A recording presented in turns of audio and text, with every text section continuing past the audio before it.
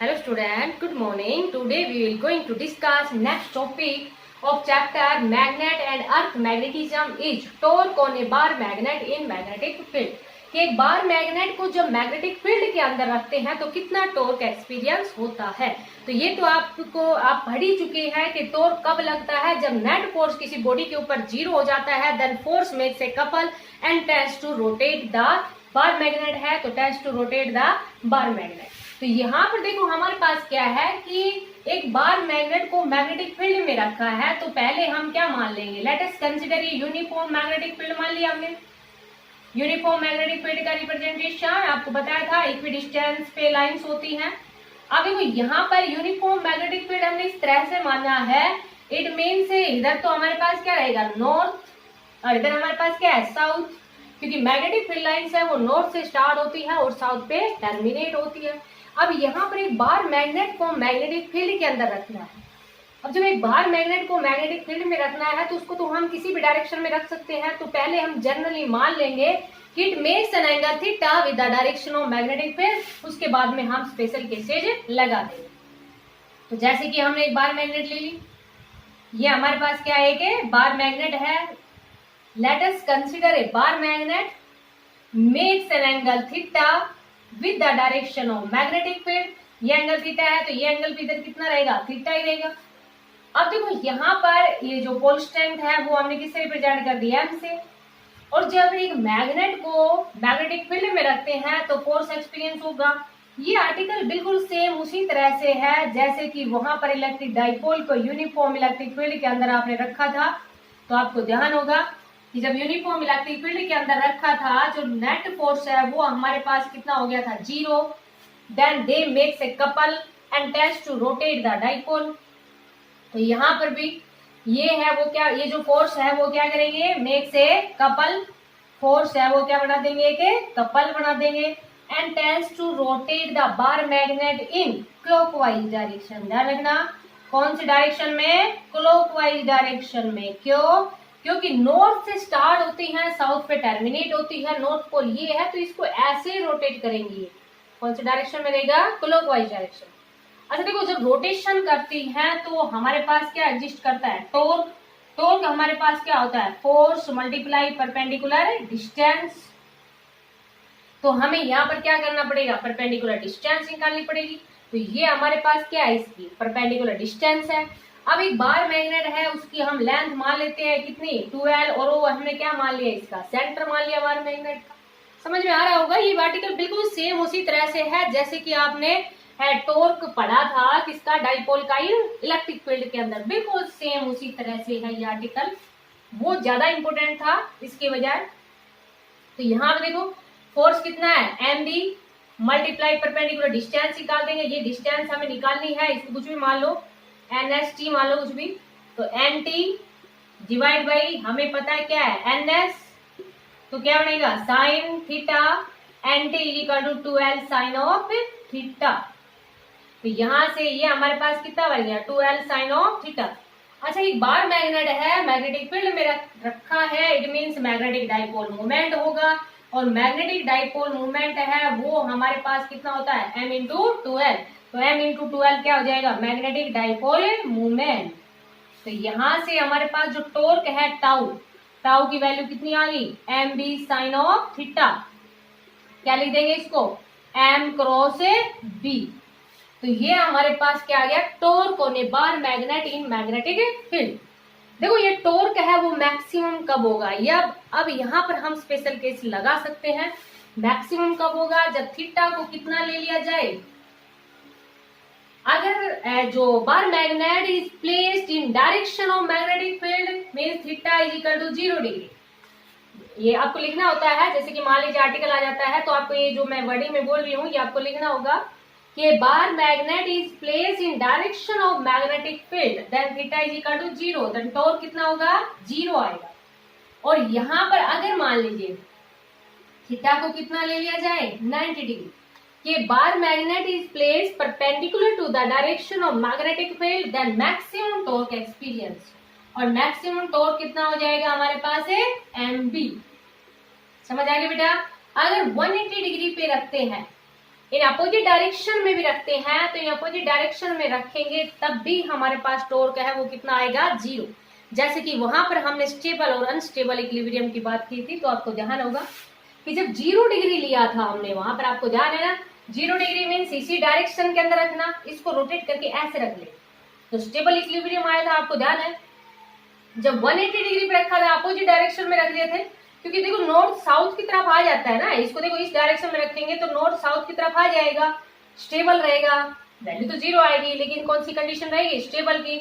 और जब अपोजिट में रखते हैं तो आपस में जो लाइक पोल है उनके बीच में रिपल्सन होगा, और वो कंडीशन कौन सी आएगी, अनस्टेबल। जैसे कि हमने इलेक्ट्रिक डाइपोल मूवमेंट वाले केस में पढ़ा था, में टॉर्क था वो किस में पढ़ा था हमने, इलेक्ट्रिक फील्ड के अंदर, तो वहां पर हमने स्टेबल और अनस्टेबल इक्विलिब्रियम की भी बात की थी और काफी इंपोर्टेंट था। तो यहाँ पर भी आप इस तरह से लिख सकते हो कि जब 0 डिग्री है तो स्टेबल इक्विलिब्रियम है, 180 डिग्री है तो अनस्टेबल इक्विलिब्रियम। तो ये था हमारे पास torque on a bar magnet in magnetic field. अब यहाँ पर अब जो हमारे पास आर्टिकल है वो है पोटेंशियल एनर्जी, और वो काफी इंपोर्टेंट आर्टिकल है कि जो पोटेंशियल एनर्जी है, एक बार मैग्नेट को जब मैग्नेटिक फील्ड में रखते हैं तो कितनी पोटेंशियल एनर्जी एग्जिस्ट करती है। तो अब हमारे पास जो आर्टिकल है वो क्या है, potential energy of a bar magnet in magnetic field, potential energy of magnetic dipole in magnetic field, ऐसे भी लिख सकते हैं, potential energy of a magnetic dipole in magnetic field, काफी इंपोर्टेंट आर्टिकल है। पोटेंशियल एनर्जी निकालिए। पोटेंशियल एनर्जी क्या होती है, energy possess by the body by its position. यहाँ पर हमारे पास क्या है कि एक बार मैग्नेट को मैग्नेटिक फील्ड में रखते हैं या मैग्नेटिक डाइपोल को मैग्नेटिक फील्ड में रखते हैं, तो उसकी पोजीशन के कारण जो एनर्जी होती है उसको हम क्या कहते हैं, पोटेंशियल एनर्जी कहते हैं। अब पोटेंशियल एनर्जी देखो, एनर्जी निकालने के लिए हम हमेशा क्या निकालते हैं, वर्क डन निकालते हैं। पहले small amount of work done की बात करते हैं।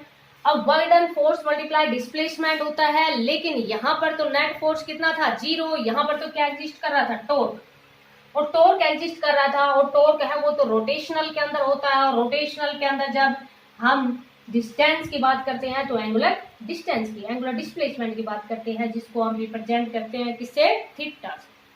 तो dw इज इक्वल टू, अभी हमने पढ़ा था ये हमारे पास कितना था, mb sin of theta into D theta. Total निकालने के लिए क्या कर देंगे, इंटीग्रेशन बोथ साइड। समझ में आया बेटा। देखो अगर आपके पास आर्टिकल आता है तो हम लिख देंगे the energy possess by a magnetic dipole in magnetic field due to its position is known as potential energy.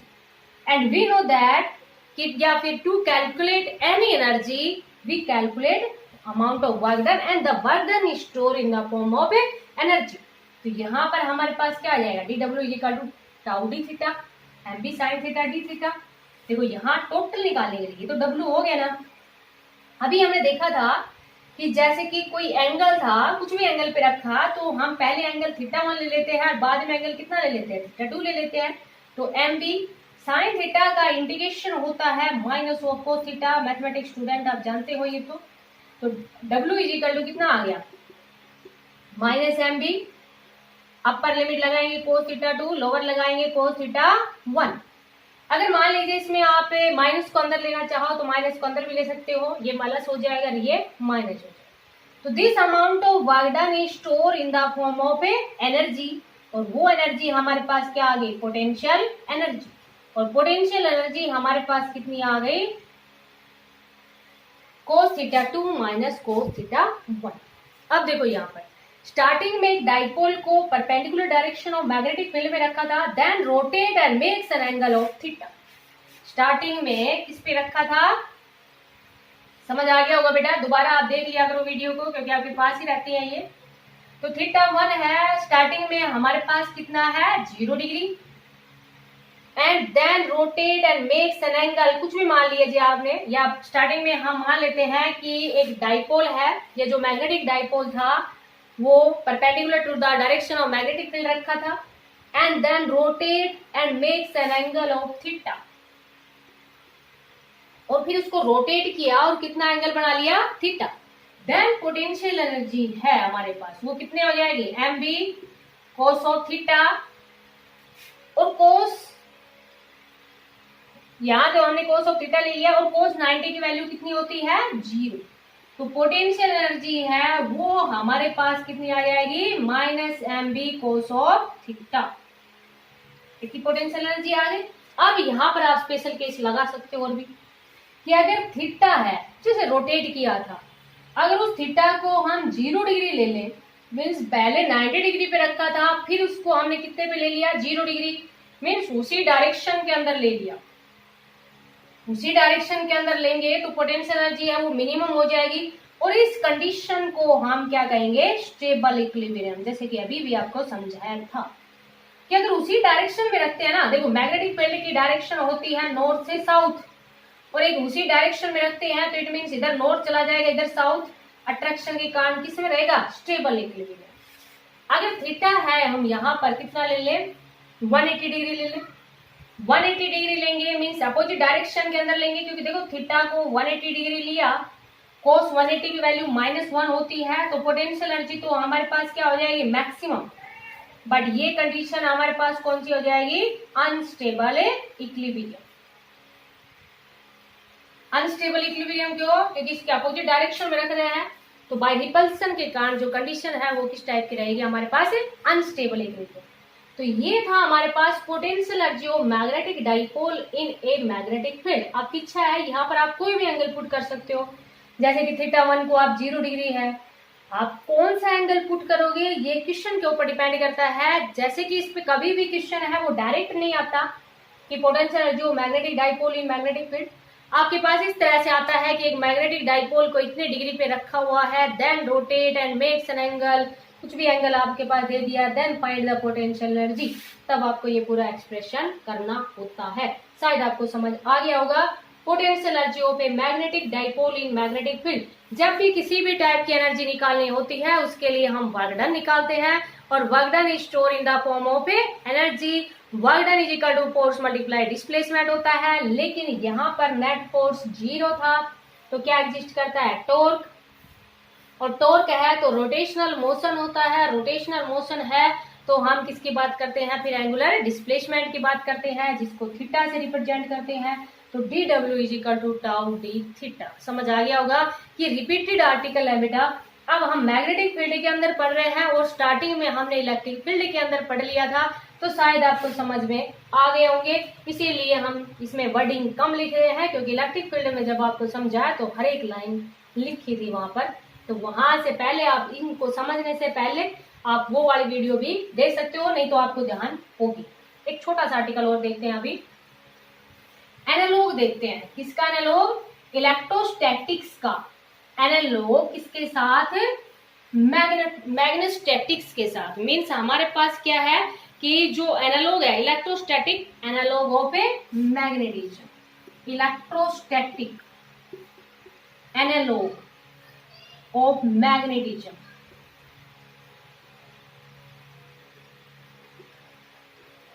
Electrostatic analogue of magnetism, या हम ये कह देंगे कि जो इलेक्ट्रोस्टैटिक से एनालॉग्स ऑफ जीयूई स्पेलिंग है, देख लेना बेटा इसको, electrostatic analogue of a magnetism कि इलेक्ट्रोस्टैटिक्स का मैग्नेटिज्म के साथ किस टाइप से एनालॉग्स है, मींस किस टाइप से एक दूसरे के साथ ये रिलेटेड है। तो देखो बेटा, इलेक्ट्रिक फील्ड को हमने रिप्रेजेंट किया था ई से, मैग्नेटिक फील्ड को हमने रिप्रेजेंट किया है बी से। अपने सारे आर्टिकल देखे, टॉर्क इधर देखा हमने, इलेक्ट्रिक फील्ड के अंदर देखा तो क्या था हमारे पास P cross E। Magnetic field means analogues means ये है कि एक दूसरे से ये किस प्रकार से एक दूसरे के रिलेटेड है, एक दूसरे से किस प्रकार से ये रिलेटेड है, इसको हम क्या कहते हैं एनालॉग भी बोलते हैं। तो देखो यहाँ पर अभी हमने डिस्कस किया ना, क्या था M क्रॉस B, सेम ही तो थे ये दोनों चीजें। अच्छा, इससे प्रीवियस वीडियो में हमने एक्सियल लाइन इक्वेटोरियल लाइन पढ़ा था, तो आपको ध्यान हो एक्सियल लाइन के अंदर जब हमने इलेक्ट्रिक फील्ड इंटेंसिटी की वैल्यू पढ़ी थी तो वो हमारे पास कितनी आई थी 2p/4πε0r³ आई थी। यहाँ हमारे पास कितनी आई थी μ0/4π 2m डिवाइड बाई d लिया था d³। देखो बेटा सेम ही तो है, वहां पर कांस्टेंट 1/4πε0 था, यहाँ पर कितना है μ0/4π, बाकी तो देखो सेम ही है। ऐसे ही हमने ये तो हमने एक्सियल का पढ़ा था, ऐसे ही हमने किसका पढ़ा था इक्वेटोरियल का पढ़ा था। इक्वेटोरियल में हमारे पास कितना था, P/4πε0r³ था, ठीक है बेटा। और यहाँ पर हमारे पास कितना था, μ0/4πm/d³ था, बस ओनली 2 ही तो नहीं था, दोनों का जो रेशियो निकाला था। और भी हमारे पास बहुत सारी थी, जैसे कि हम फोर्स की बात कर रहे थे, इलेक्ट्रिक फील्ड के अंदर पढ़ रहे थे तो F इक्वल टू कितना आया था, QE। मैग्नेटिक फील्ड के अंदर पढ़ा है हमने तो कितना है हमारे पास, M इंटू बी।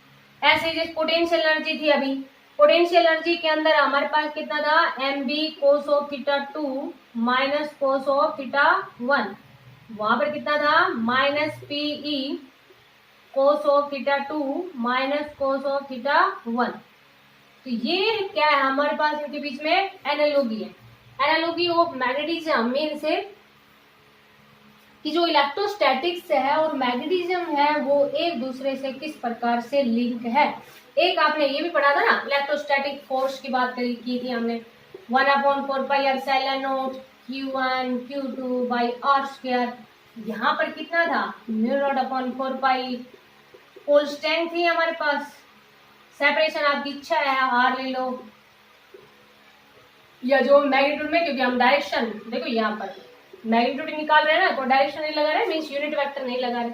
तो ये है हमारे पास इलेक्ट्रोस्टैटिक एनालॉजी ऑफ मैग्नेटिज्म की एक दूसरे से किस प्रकार से इंटरलिंक है। आपको शायद समझ में आ गई होंगी। ये तो आप जितने भी आर्टिकल पढ़ोगे ना उनको देख लेना, उसमें क्या था इसमें क्या है, मीन्स बिल्कुल आपके पास सिंपल सिंपल चीजें हैं। तो ये आपको समझ में आ गए होंगे। Thank you, have a nice day.